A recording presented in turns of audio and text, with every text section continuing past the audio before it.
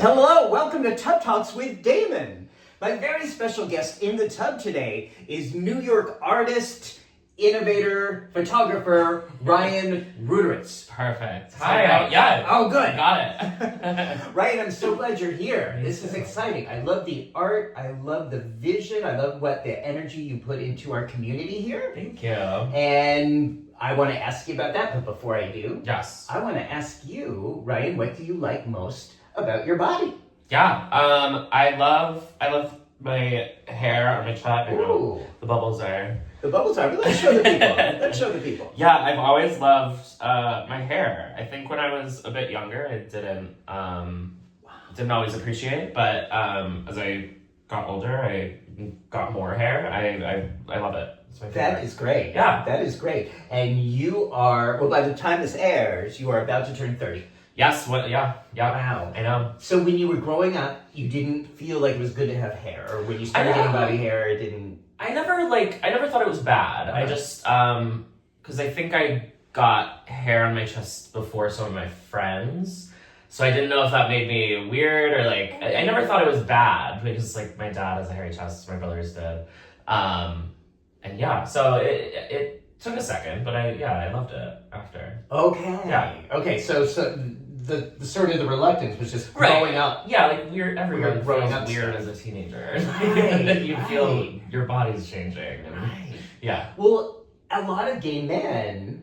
Well, I'm 54, and it's so cool. I think you're the youngest guest I've ever had. Oh my Maybe gosh. the largest age gap. So Sure. this is so cool. Yeah, For me. I love it. But I know that a lot of people, for so many reasons, grew up hating their bodies. And a lot of gay men during the 90s and the aughts were being told it's wrong to have body hair. Right, yeah. You should scape it or Yeah. shave it. Wax. And that was being reflected in the media, Yeah. arts, entertainment, social media as it was starting to come. It would just seem like the idea was this idea of being, well, I think it's like being a child. It's like being a small boy. Yeah, totally. And then, I don't know if you saw a turnaround. I felt like with the beginning of Scruff, Yes. and just norms changing, we started to get back. And I say get back because of the 70s. Right. I mean, right. Here Yeah, was everything. totally. And we started to get, I think, in my memory, we started to get back to that in the 2010s.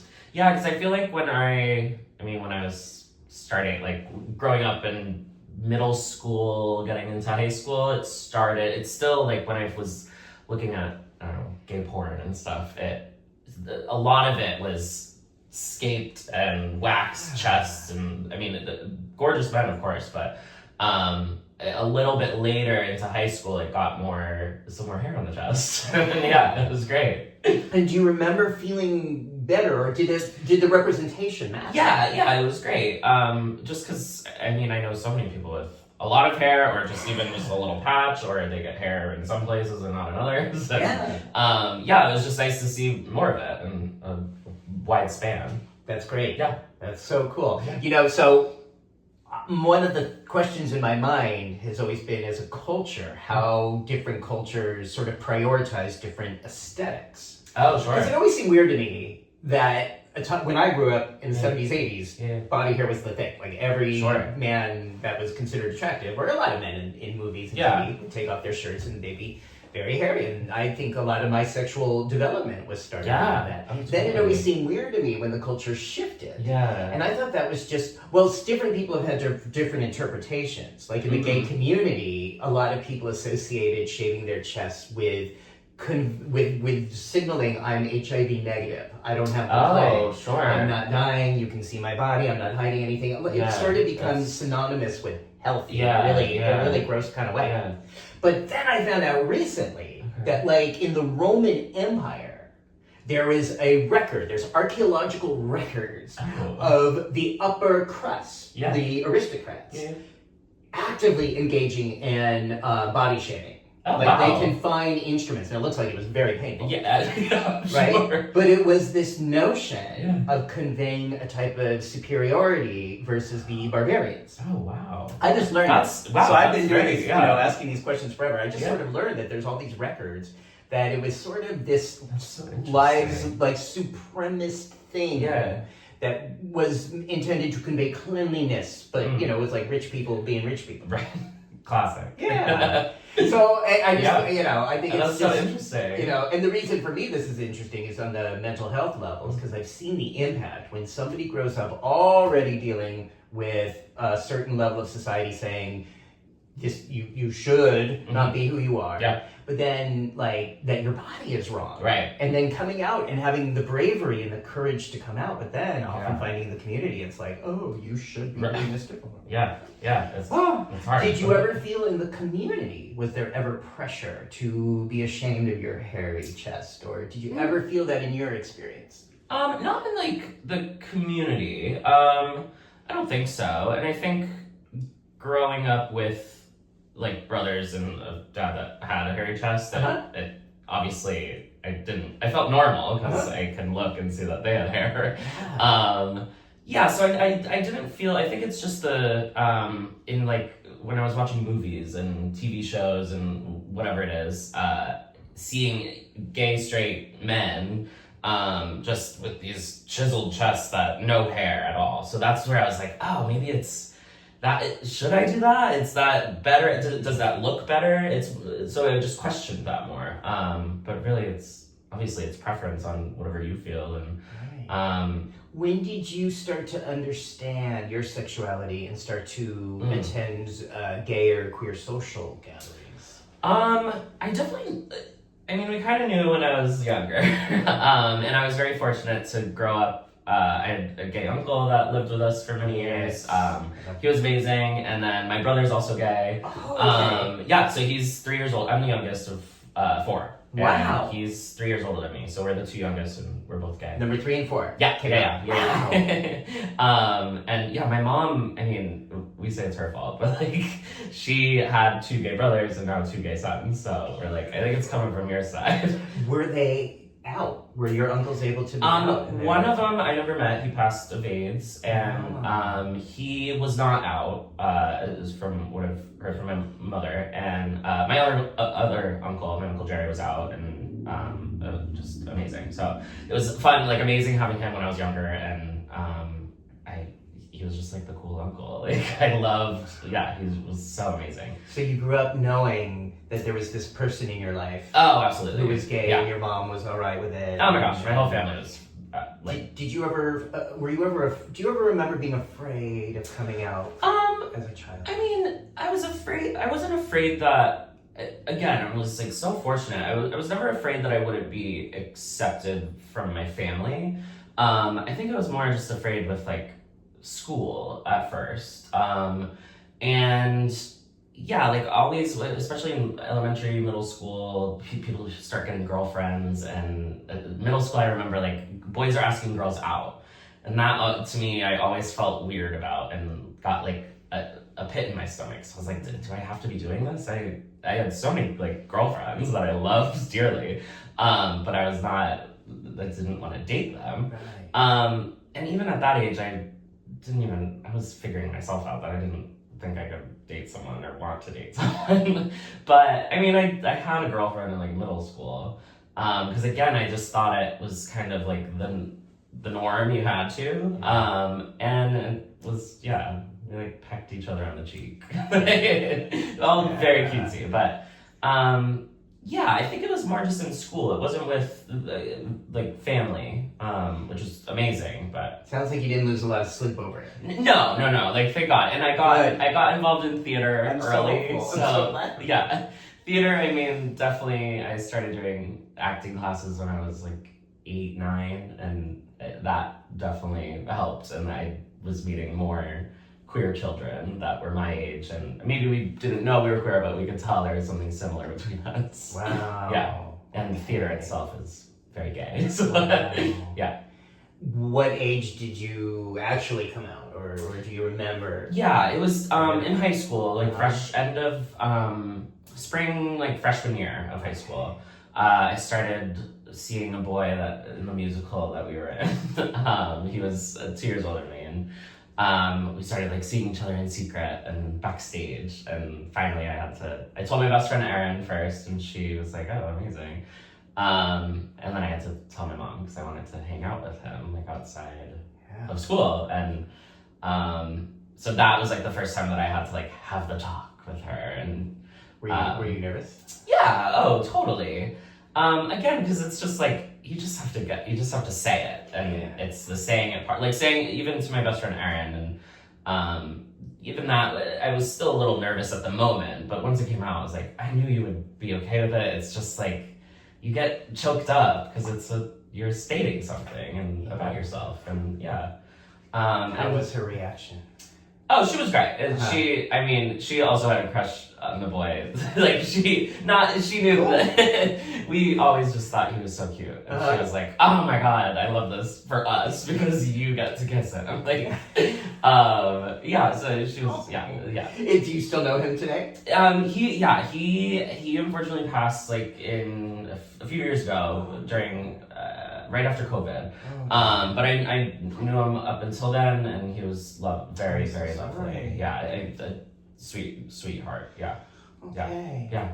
Can we say his name? Yeah, Cody. Cody. All right, we're gonna say your name, Cody. Yeah, he's a yeah. Oh. Yeah. And it definitely helped me. Like, he was my first gay kiss, and backstage.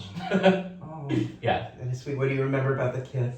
Oh, I mean, again, it was... What was the play you were doing? Hello, Dolly. Ah! It was my first musical. Of course. He was Ambrose. I was,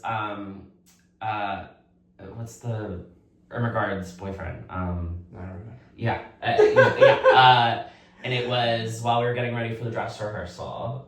So we had to get into our costumes, and we went into the bathroom to, like, put gel in our hair, fix our bow ties or whatever. And we had been flirting and texting and whatnot, and then it was just the two of us in there, and he just kind of pushed me against the bathroom wall and kissed me. And it was like I was like, oh my God, I feel like I'm in a movie. But then of course we had to do the play. Could you do the play after that? Or were you distracted? I thought it wasn't like a huge part, but I just was like, oh my God. Wow. Yeah, so I'll always remember Hello, Dolly. Wow. Yeah. Were you aware growing up that you had an uncle who had passed from HIV/AIDS? Yes. How was that explained to you? Yeah, I mean, my mom always talked about it. I definitely didn't understand the full scope of things when I was very young, but my mom was one of 8, and he was the 4th, and she was the 5th. And they were closest in age, but they weren't very close growing up. And when he got sick, my mom helped take care of him with her parents. We're from Massachusetts, so she moved back home for a bit, and took care of him until he passed. And I think when I got older, and probably middle school, she explained to me more, and still I get stories from her when I have questions. And I mean, my brother Pat and I, we never met my Uncle Larry, but my 2 oldest siblings did for very briefly. But he was, from what I know, he was in the military, and he was always kind of troubled. My mom would say my Nana knew he was going to be more to take care of than her other children. What does that mean? Just, she always knew there was difficulties at school. He never, she always felt like he felt out of place, and she didn't know how to help. And that really distressed her, because obviously you want your children to be happy and healthy and friends. Do you know, or do you think he had learning challenges, or do you think might have been the gay thing? I think both. My mom thinks if he were born today or 2000s and on, he probably would have been on the spectrum. But back in the 50s, 60s, we didn't understand all of that as much. He definitely, and he ran away from home a few times, and they just didn't know how to. But my mom talks about how when he called to say he was sick, they knew right away, like, obviously he came home, and she just was so surprised by it. She didn't think my grandparents would leave him, kick him out on the street, but just like so shocked how there wasn't even a question to it, and they took care of him and wanted to help him, and it was beautiful to watch. She was like, it was beautiful to watch my parents do that. Obviously devastating and tragic, but to see them just immediately swoop in. Wow. Yeah. Wow. Yeah. Thank you for telling me. Yeah. You know, I think it's people like Larry and people who have come before us who have paved the way one way or another for us to be here. Absolutely. And to be sort of out and proud and noisy and Yeah. visual as we Yeah. are today. Yeah. So I praise them. And Yeah. Very special. So I want to know then how you... Actually, no, I have one more question. Yeah. Based on having lost an uncle, how was sex and HIV prevention conveyed or discussed with you, or was it at all? It wasn't really. It's, I mean, once I was getting to that age, my mom would have talks about just sex in general. And that's, we talked about condoms, but that's kind of the extent of it. And I never really had an understanding of gay sex, but sex in general, it was kind of a mystery. And it wasn't until like, I don't know, later high school and doing my own research, like I've had the internet and was Googling things, but not really fully understanding, because I just think you need someone to help you and kind of guide you in certain ways, because you can do your own research, but I think like a face-to-face and conversation is much better than reading an article or whatnot. Was there anyone you could turn to ask questions about pleasure and prevention? I mean, I'm sure I could have asked my mom and dad, but I felt uncomfortable by it. Sure. And just by even talking to them about sex in general, even if I was straight, just felt like a weird topic, and you're a teenager. So I didn't really, and my gay uncle that I had growing up and through college, my Uncle Jerry, I didn't know at the time, and it also kind of felt weird to ask him those questions. He lived with us when I was a freshman to like junior of high school, and it was awesome, like amazing. And we could talk about pop culture and just all of our like divas and everything, and share all of that. But we never really got to talk about life as a gay man, and I wish I had that opportunity now. There's like so many questions I would have asked him, or I still think I wish I could ask him. How did you learn about pleasure and protection? I mean, it was a lot of I think on my own, I kind of had to teach myself, and trial and error, which, and I mean, I think a lot of gay men go through that, queer children, everybody.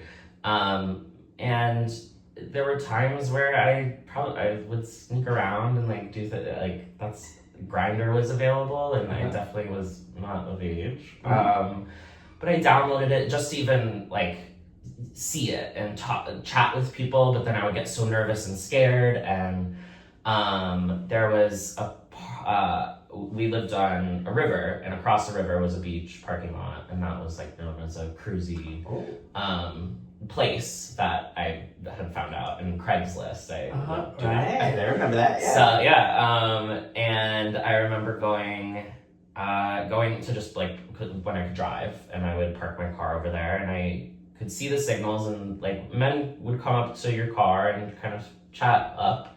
But again, I would just get like so nervous, especially the first time, and I would just kind of freeze. And then I would like, okay, I did a step further this time, now I'm gonna go home, and like we can go back and try again.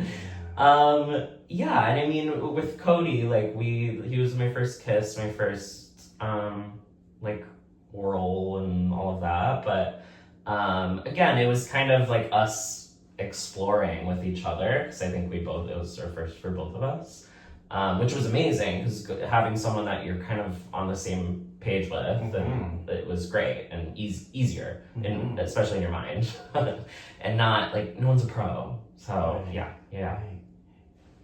When do you remember hearing about PrEP for the first time, or how you heard about PrEP? PrEP.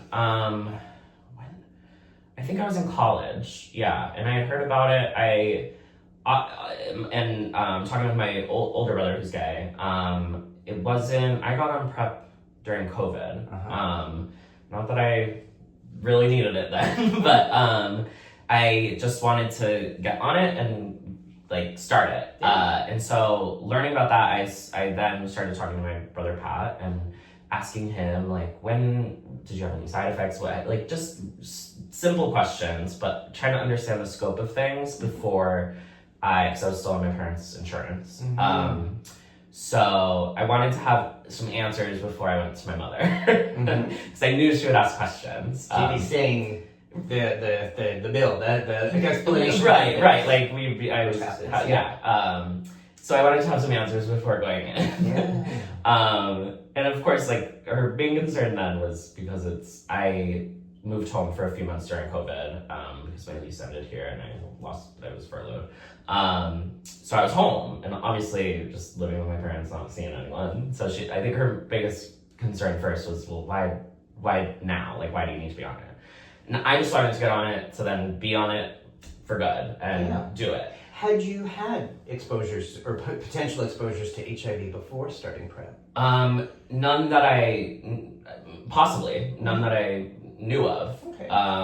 And I think like had you fucked without a condom? Yes, absolutely. Okay. Yeah. So what was that? Again, was there any nervousness or anxiety sort of between discovering your sexuality and having this sort of I think, I mean, when I was a junior in college, I studied abroad in London, and which was amazing. It was also my first time like in a big city being gay and out, and there's many gay bars and nightlife and then bathhouses and so I was 20, 21 at the time, and I was also one of the only out that I know of gay students in my class that I went with. So it was great because I would go out to bars with my friends, but then I could kind of sneak away and do my own exploring by myself. And so I would go to some like I would try a bathhouse out to just see like what that was like. And most of the time it was, I mean, I was scared of like anal and doing that at first because again, I didn't really know how to do it or what it takes, and especially in a bathhouse setting, like I just didn't really want to get there yet. So, but there were a few times that I did, and I did get so nervous and scared just because what happens next? Like I don't know. Yeah. So it was a big mystery, and it just kind of like hoping for the best. Kind of playing the odds. Yeah. Yep. Which a lot of totally. Yeah. And so no one would sit down, or no one really volunteered to say, hey, you know what? If you want a bottom, here's how you might enjoy it. Here's what you can do. If you want a top, here's what you might do to enjoy it. If you want to have sex without HIV, here's how you might want to go about that. No one actually did that. No. Were condoms being used at that time? Yeah, there was definitely, even like at the bathhouse, obviously condoms are always available. And I used them then, but there were a few times when I didn't, because I just didn't know and didn't, And it feels better without them. Right, yeah.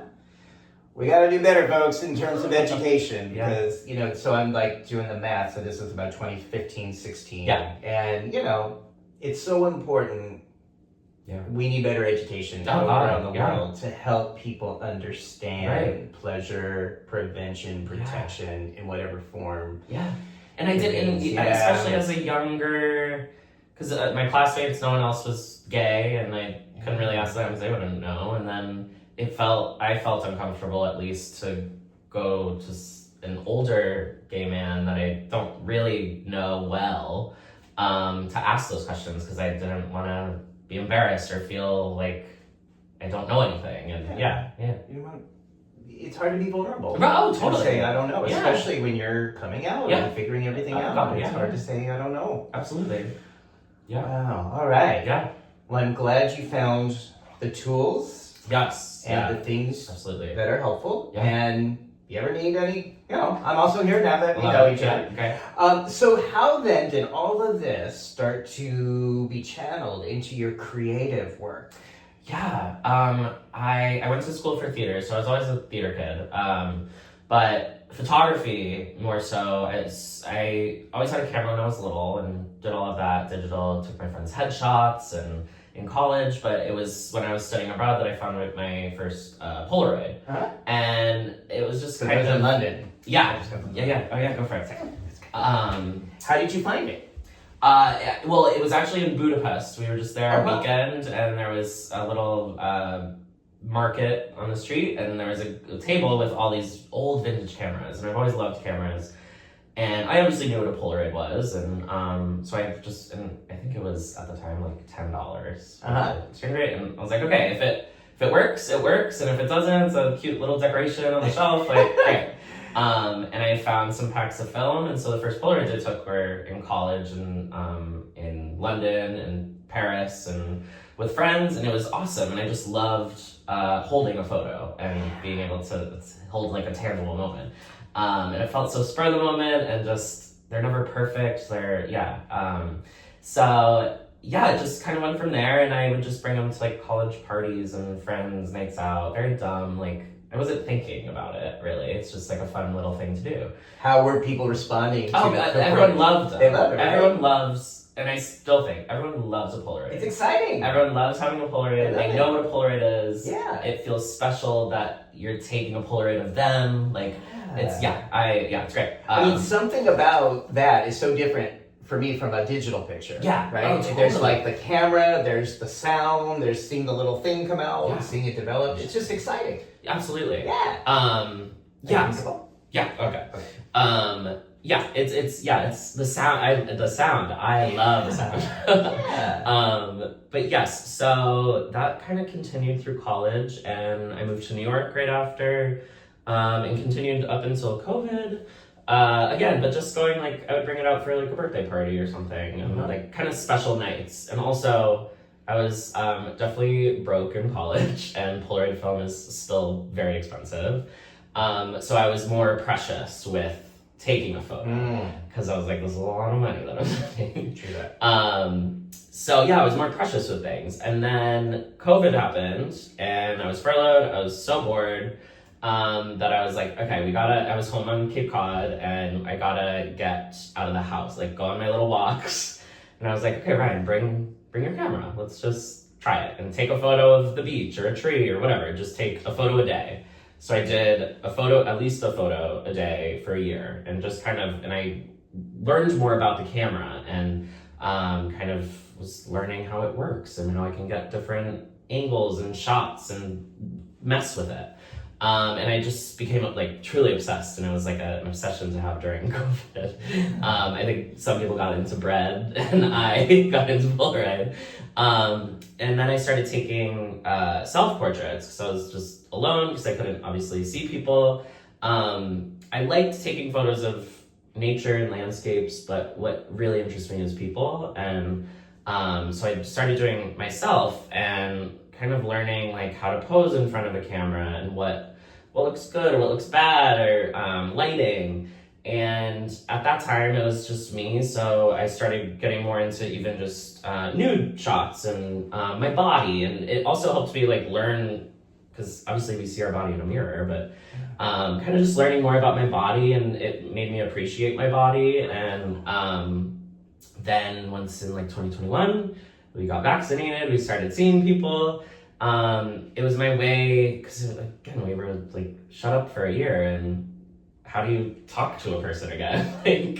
So I just started going on walks with people, like, oh, can we walk through Central Park, and I'll take your photo, and we'll get to know each other, because there's people that we're friendly, but we don't really know each other. And it was awesome. It was just awesome to talk to people again and make new friends and meet new people. And then I got into nightlife, and what does that mean? I started going. My friend is Kiki Balchange, and Castrata have a show at Pieces on Tuesdays called Two Stupid Queens. And I started going to that on Tuesdays, and I would bring my camera, and I would then take a photo, like a portrait of them after the show. And then it was just, I think Kiki pulled me aside after a show one day, and she was like, Ryan, we can see that you're itching to take a photo during the show.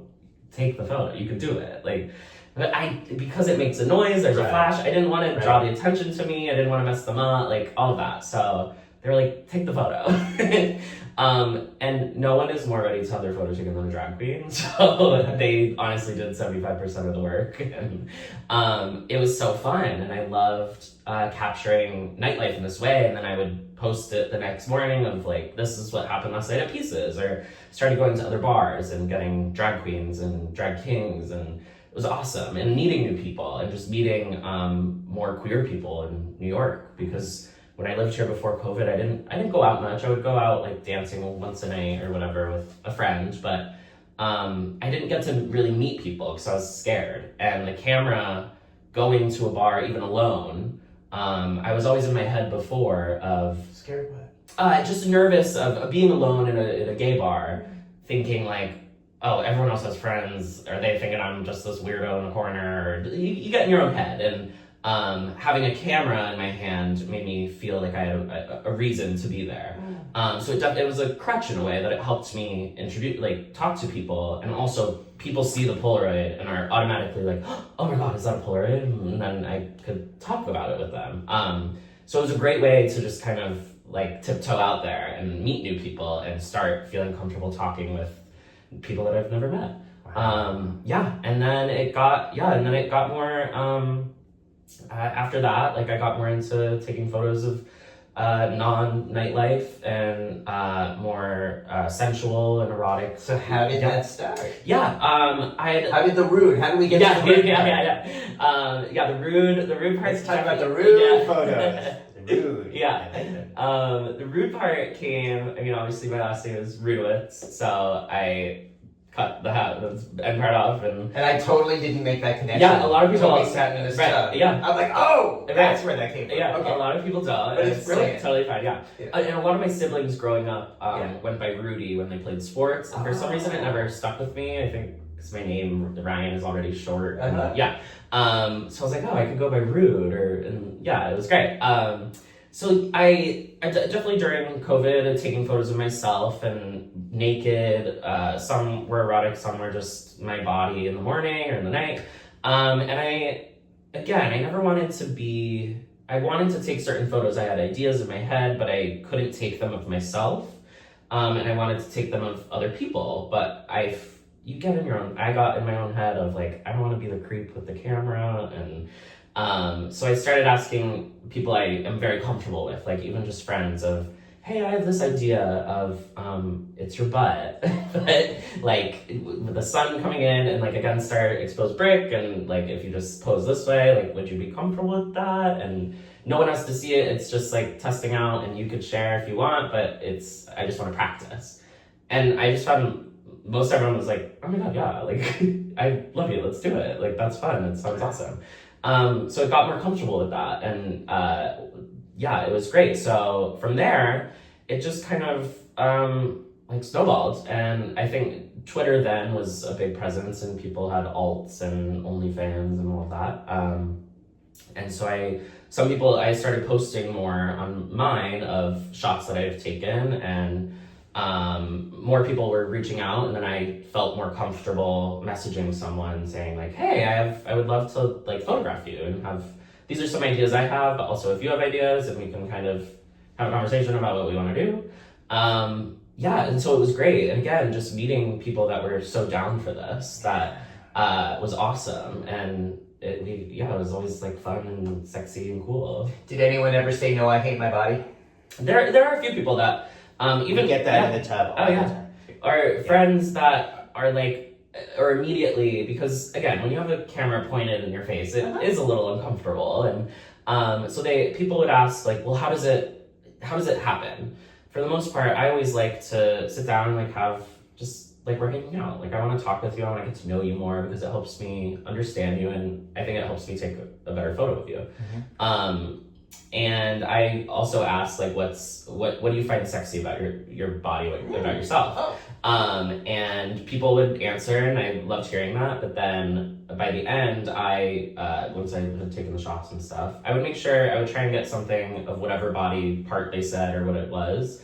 But then I found that certain things I found sexy about their body that they had no clue about, and they just never even thought about that, of like, because a lot of my shots can be up close where it could kind of be any person, you don't know, because it's not their face isn't in it, or it's just like an arm or chest, whatever.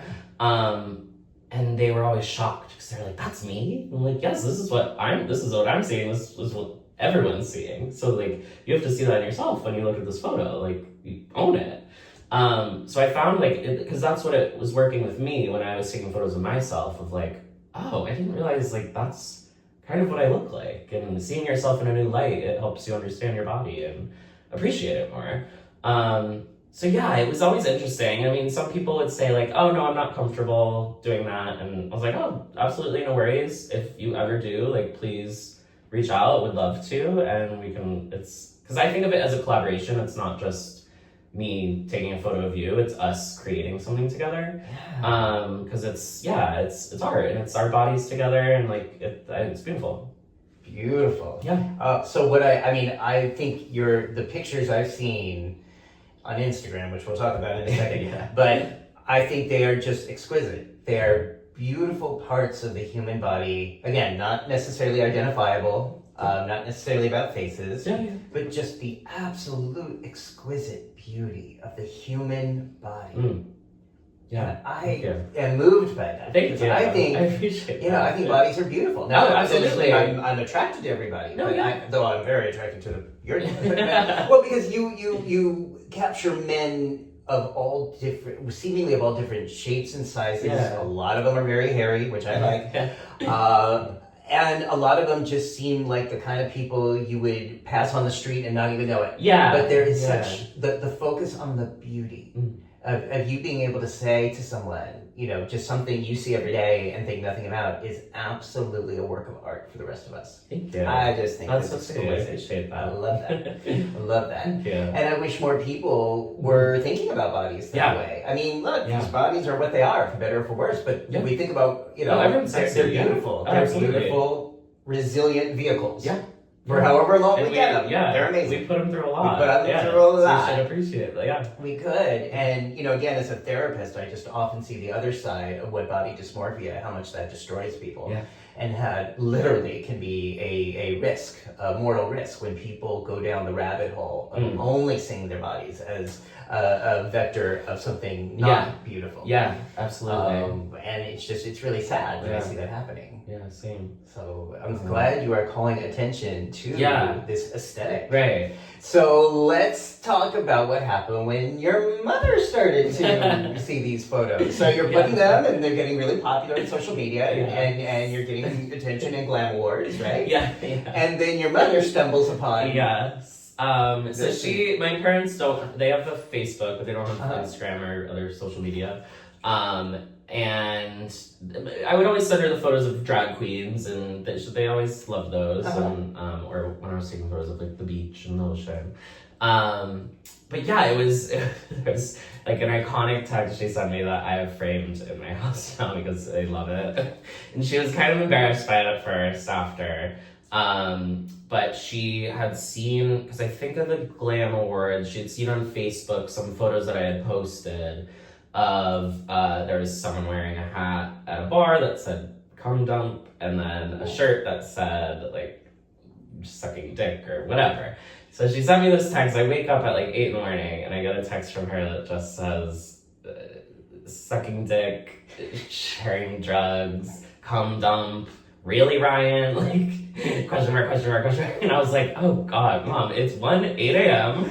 I'm getting ready for work. Like, what? And I was like, are you talking about the photos I'm taking? She was like, what else are you talking? And she was like, I don't like it. And I was like, well, I'm not taking them for you. And then we had a lovely conversation. Because she was like, I just think I don't know, and I was like, again, they're not for you. And I'm taking those photos because that's what I'm seeing out in bars and also just with friends and whatnot. And we had a lovely conversation about art and queer art and just me being gay. And again, not every photo I take is going to be a photo for my mother or your mother. And that's what she started to understand more. And she was like, oh, actually, you know what? You're absolutely right. Like this photo is not for me. And just like if I see a painting of a beach, or like I may like it, or you might not like it, or vice versa. Like it's not for me. It's not for me. Yeah. And it was a really great conversation to have with her. And it kind of like helped us get closer in that way, because I didn't know how to like. She knew I was taking photos, but not to the extent. She just thought it was like the drag queens. Yeah. And then I had my first gallery in P-Town 3 years ago, and I called it Really Ryan. And there were some photos that nothing on the wall was like very explicit. There was like a butt and two men kissing, and like not anything crazy. Poppers? There was poppers. Yes. Yeah. Poppers were yeah. Yeah. But I love those pictures of poppers. Oh, thank you. Yes. There was a photo album in the back that you would have to look through, and I put on the front like NSFM, not safe for mom.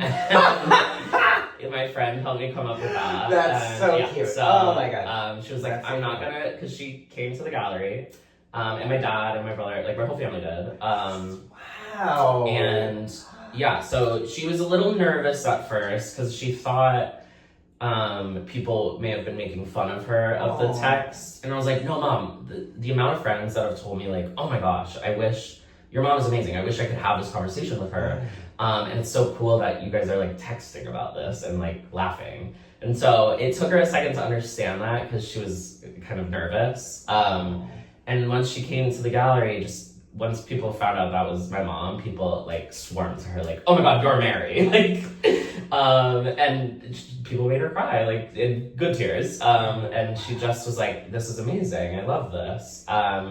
And so that was like great for me, because they could see the breadth of my work. And she didn't open the album, but yeah. And she talks about like certain photos. I have a photo of my friend's butt in a jock with a bunch of disco balls, and she was like, okay, that one's like, I do love that photo. I'm not putting it up in our house, but I do love it's not going in the dining room. Right, yeah.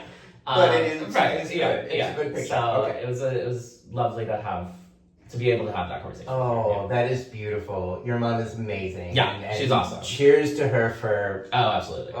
For understanding. And that, we can laugh sometimes. Right, yeah.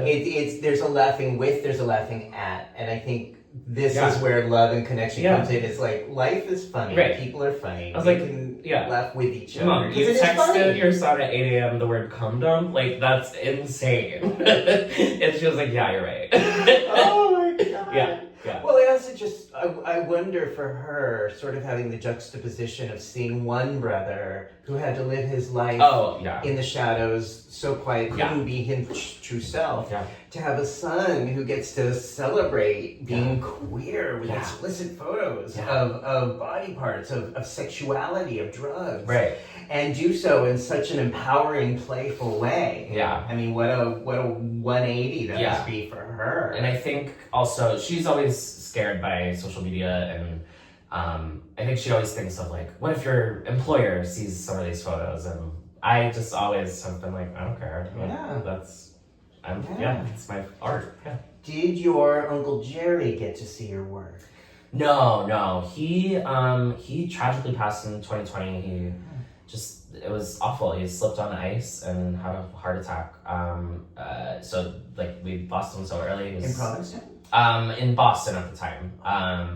It was awful. But he didn't get to see. I mean, he had seen the earlier stuff of in college and with friends, and I have some Polaroids I've taken of him, and but none of like the stuff now. And it wasn't until when he passed, we were going through his stuff, and my mom first found just like a Polaroid case, and she was like, oh, I found this in the attic, like it's a Polaroid camera, do you want it? And then I started finding like a box of just Polaroids he took in the 90s, early 2000s when he lived in Provincetown, and with a lot of them are just like summer friends working at the Muse restaurant, and seeing those, I was like, oh my god, this is amazing. And what he did was, thank God, he wrote in the back of all of them people's first and last names and the photos, the date, like everything. So when that happened, I went on Facebook, started looking at like Provincetown groups on Facebook, and I just started posting the photos because a lot of them are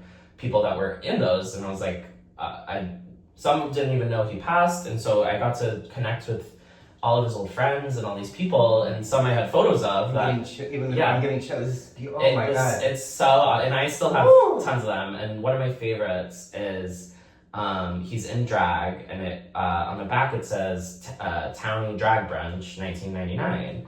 And I was like, what is this Townie Drag Brunch? Like, I need to know about this. And it was at Bubala's, and he's in this little like pixie cut wig. I love it. And so then when I went to Pizza and I started asking around, I was like, what is Townie Drag Brunch? I need to know about it. And I had the Polaroid with me. And they're like, oh, it happens the Thursday after Carnival every year in August. So I was like, okay, then I'm going to be there. Like, I need this.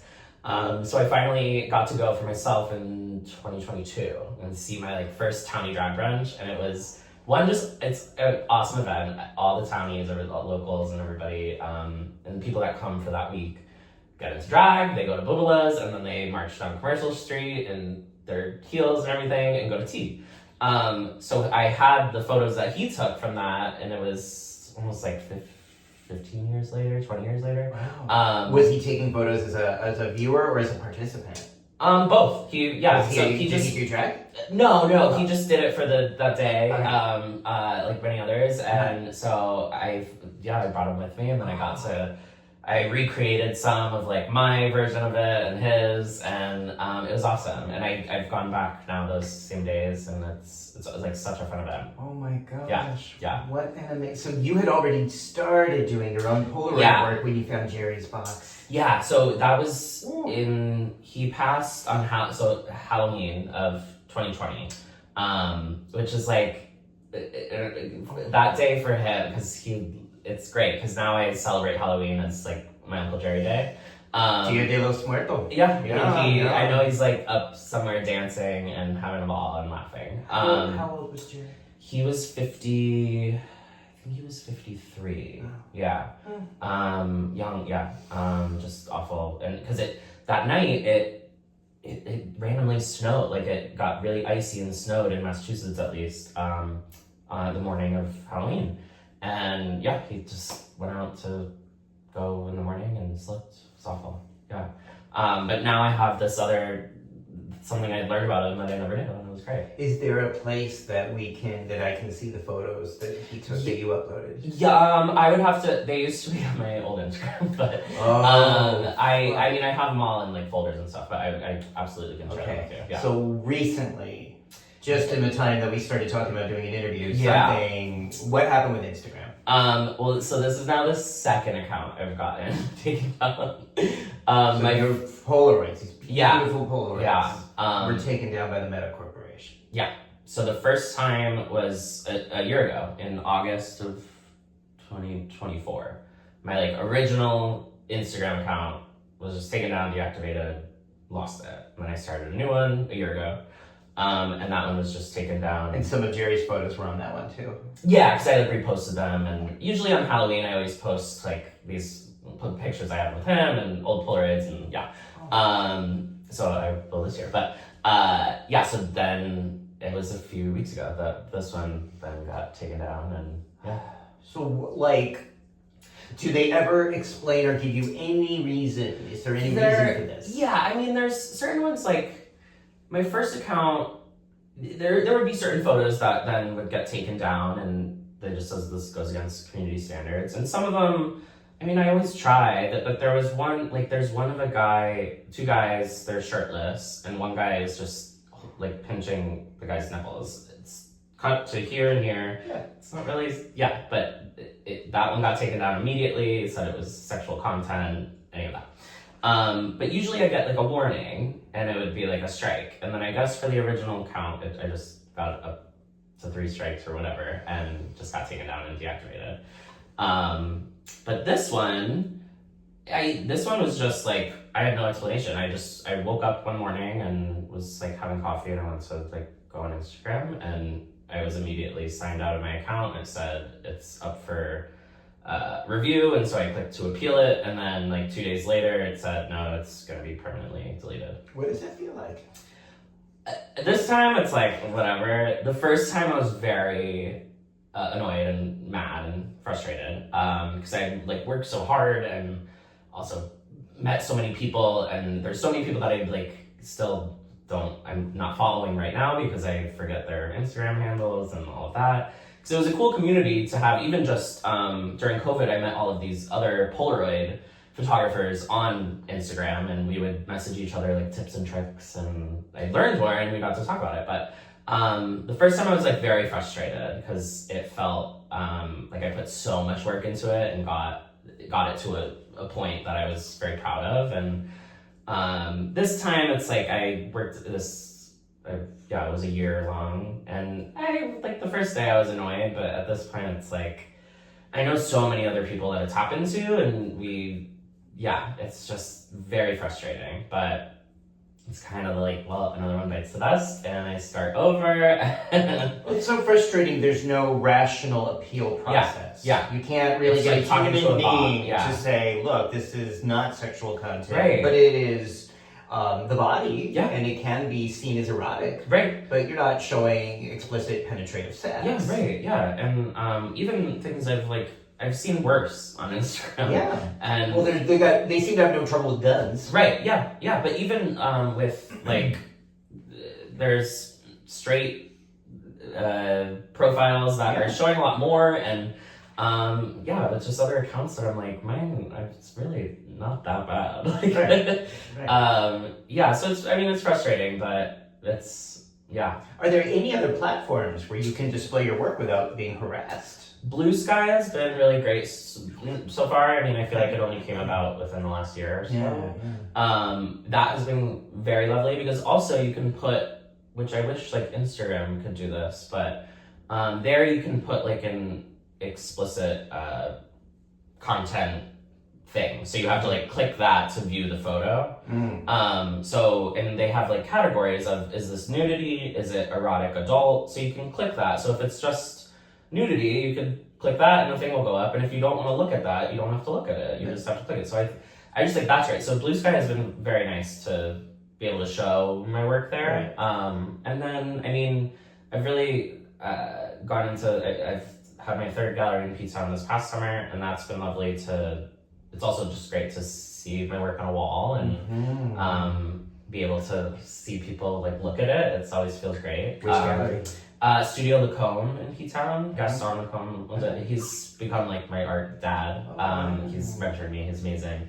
And I'm actually having a gallery that opens on Friday in San Francisco. Ooh. Yeah, that has come about. Are you going? Yeah, I leave on Wednesday. Oh, wow. So it opens Friday and it's open through December 3rd. Okay. So it's open for the whole month of November. Which gallery? It's Loom 10 Gallery, right in the Castro. I'm very excited. I'll have like 70 pieces up. Have you been to San Francisco before? When I was 19. Oh. With my parents and my brother, and so I'm not as like an adult. So okay. I'm very excited. And I have some friends there, but I'm excited to explore and see. Fun. Yeah, I'm very excited. Fun. Yeah. Wow. Yeah. Okay. Oh. Again, I just the meta stuff. They've messed with my stuff too, but they haven't canceled one of my accounts. But sure. They've certainly, I've gotten a strike here and there for the Tub Talks. Yeah. And like I have some friends that work for Meta and they've tried to help and they're like, it's awful. Like we can't even. We can put a request in it just still because it's and like the algorithm or the bot. I don't know. It's all craziness. So as you're turning 30, what, if anything, excites you about getting older today in this world? See, I think when I was little, I always wanted to be older, and I was because I'm the youngest of 4, and I was always frustrated. Like, I was always friends with the older kids because I was hanging with my brother and his friends and all of that. But and then in high school, I just wanted to be in college, and I wanted to be in New York, and then in college I wanted to be in New York. So now I'm at a point where I'm like, oh, I love where I'm at. It's been really great. I'm excited for my 30s. Because these last few years of my 20s have been, they've been good, great. My early 20s, I obviously dealt with COVID, and because I turned 25 was 2020. Right. So that was frustrating, and I felt like I had just found my footing in New York, and then it was taken away. And at this point, I found obviously New York's huge and I'll keep exploring, but I feel like I have found a good path that I'm on, and I'm really looking forward to it because of the people that I've met and continue to meet. yeah, so 30, I don't know, like I'm not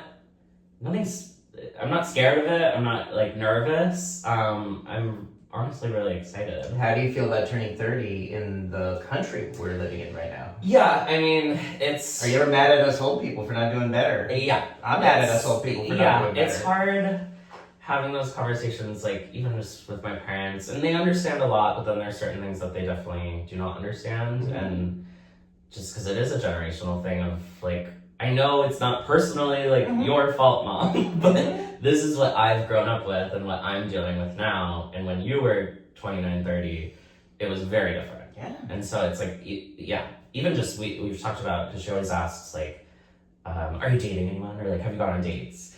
I'm like, yes, no, sometimes, I don't know. But I was like, Mom, it's very different to date now than when you dated Dad in 1979, 80. Like, it's very different. And even just having those little talks of technology and all of that. Yeah. So, I mean, I'm hopeful because of the people I surround myself with. I always know that I will be... People are looking out for me and I'm looking out for people because I think that's all we can do, really. Yeah. And if you're looking out for your people, they'll look out for you and you can continue forward. So, yeah, I mean, it's scary, but I am hopeful. What gives you hope now? I think my community, because going nightlife first is how I found all of these queer people. Because I had queer people in theater, but our sole focus was like the show or theater that we were doing. In this, I've met people of all walks of life, ages, where they're from, like crazy. And my mom asked, like, why does nightlife intrigue you so much? What brings you there? And it was because that I could meet someone that I would have never met in my normal, like, working day because we're at this same place at the same time of this queer safe space. So I think I just love that we've all, like, when we're inside of these spaces, it's family. No matter who, even if you don't know them, like, I hope the best for you and I hope you feel the same way about me. Yeah. So that community in nightlife, that's what in New York City nightlife is. Yeah, that's what really got me into it. Dipped my toe into just queer community, really, because I felt like I didn't have that before getting involved in nightlife. Yeah. And I've expanded it more past nightlife. But it's nice going into a queer bar, and seeing a familiar face and saying like, oh, hey, how's your day? How's your weekend? Right. Yeah. And I'm so happy that nightlife is still providing that. Because, it's been with COVID, it's been up and down. Absolutely. Sometimes people feel welcome in spaces, sometimes they don't. Yeah. Do you feel comfortable now without a camera? Do you feel comfortable going in and talking to people? It took a while where I used to always have a camera on me. Yeah. And then I got to a point where I was like, I felt like I was bringing it because I had to. Uh-huh. And also people knew me as a photographer, knew me as Rudepolaroids, like he's there to take photos. And then there were just nights I was like, I don't want to. I just want to watch the drag show or just be with friends and not have to like think I have to capture this moment and take it. So I've left my camera home a lot now and it's been awesome. So I haven't felt the need, which is great. And I truly only take it now if I want to. Or it might be in my bag and I may not touch it at all. Wow. Yeah. Okay. Yeah. Is there anything I haven't asked you that you want the bathtub audience to know about life, about rude photos, about what it's like to be 30 today or almost 30 today? Yeah. I think we've covered a lot. It's been nice talking with you. Like, so lovely to have this. It's great talking with you. Yeah. And I appreciate it. This is how, I'm dealing with even though I've been doing this now for 4 years, during better political times, but for me, these conversations, the thing that every single guest I've talked to has in common, the common denominator, is that everyone is making our world a happier, healthier place. In some way, shape, or form. And that's so inspiring to me to see how human beings are doing that. Right. And we've thrived in adversity. Our community and, you know, we've had to thrive in adversity. Nightlife, clubs, bars have had to do that before. Absolutely. And I feel like I hope that's, if necessary, it's happening again. Yeah. It's giving people a hope Yeah. and a purpose for sticking around. I hope so. Yeah, I think so. Yeah. Yeah. Definitely. All right. So again, if people want to follow you, we can put the Instagram guy and your website down below. Perfect. Anywhere else people can see your goings on, your rudeness, your Right now it's my Instagram rude_Polaroids.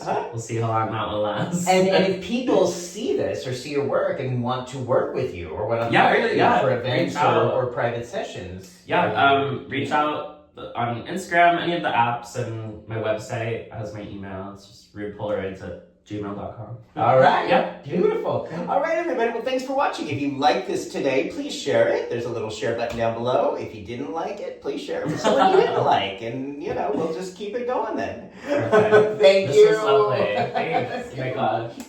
Take care, everybody. Bye.